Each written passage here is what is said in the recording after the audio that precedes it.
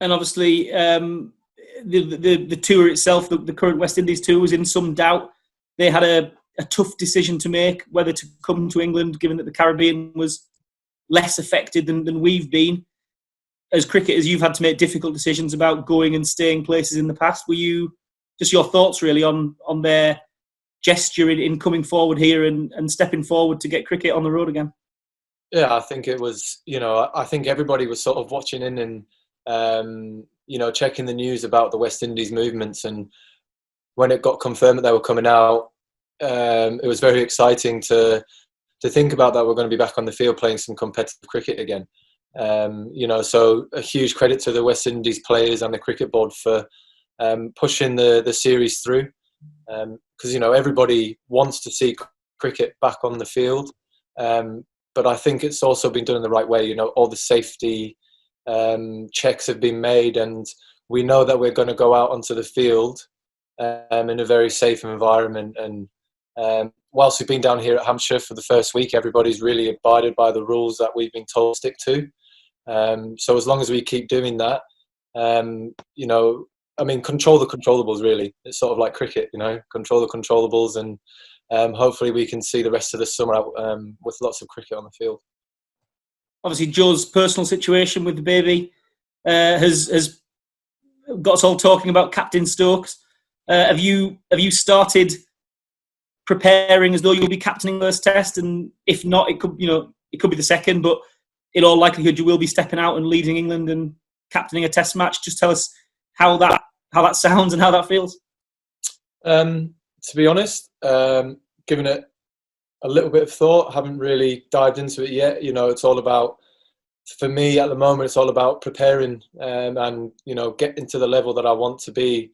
2-3 days out before the first test match starts.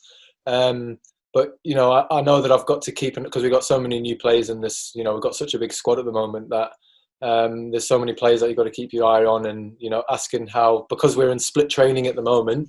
It's tough to be able to see everybody. So yeah, I haven't fully dived into the whole idea yet on purpose.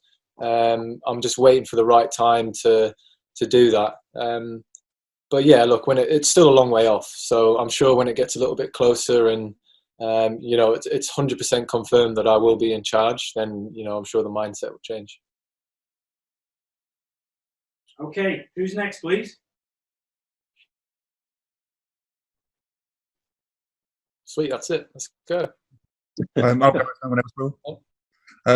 Ben, you say you haven't thought about it too much, but how much would it mean to you to be captain of your country? That must be a huge thing. Which is really coming on the horizon now. Yeah, look, I didn't mean that to sound as if it's not a big deal or anything like that. Obviously, getting the opportunity to captain England is a huge honour, and even if it's only the once, you can still say that I've captained England. So it's a huge honour to sort of think about, and something that obviously I'm really looking forward to if the opportunity presents itself. But also at the same time, I know I'm only stepping in to take over the reins for the one game because of Joe's personal situation. So yeah, I don't know if I can really say much more on it, to be honest. But it's a huge thing to think about, and if it does present itself, then obviously I'm really looking forward to it. Hi, Ben. Just in terms of the responsibilities of a captain, captains tend not to go out onto the field unless they get the 11 players that they want. How much do you think you may or may not be involved in selection? Firstly, when that 30 becomes a squad, and then when you actually choose the 11 to go out. And I just wonder as well, obviously there's a rare situation where everyone is fit and ready. There's no injuries, there's no niggles. It's probably the toughest selection squad to kind of choose from. How do you kind of see your role in that, and how it might evolve over the next few days? Yeah, obviously, I'm just gonna chuck it on to Ed Smith here, head selector. He's the person who makes the decisions in terms of cutting it down. But when crunch comes to crunch, then I think I quite like to have a decent say in terms of the final 11 that will be walking out onto the field. But yeah, we'll just have to wait and see what sort of happens around that when we get closer to the game. Hi Ben, you had an amazing 2019 personally. How can 2020 live up to that?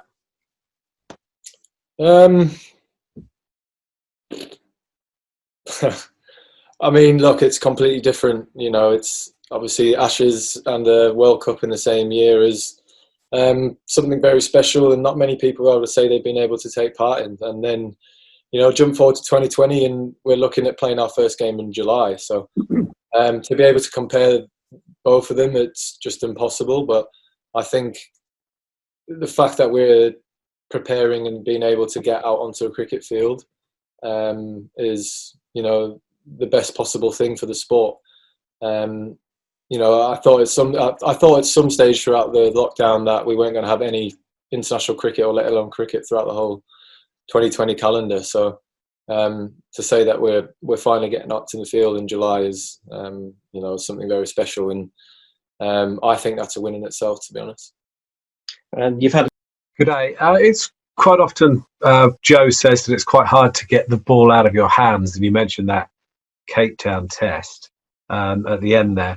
Is that something you're actually going to have to be mindful of if you are captain, about making sure that you use yourself sparingly just to make sure that you can get through? Or we've got 6 back-to-back tests effectively.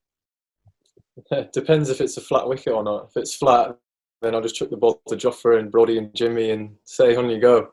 But I think, yeah, I mean, it is a tough one, obviously, because, when Joe sort of asks me to come and bowl, he's,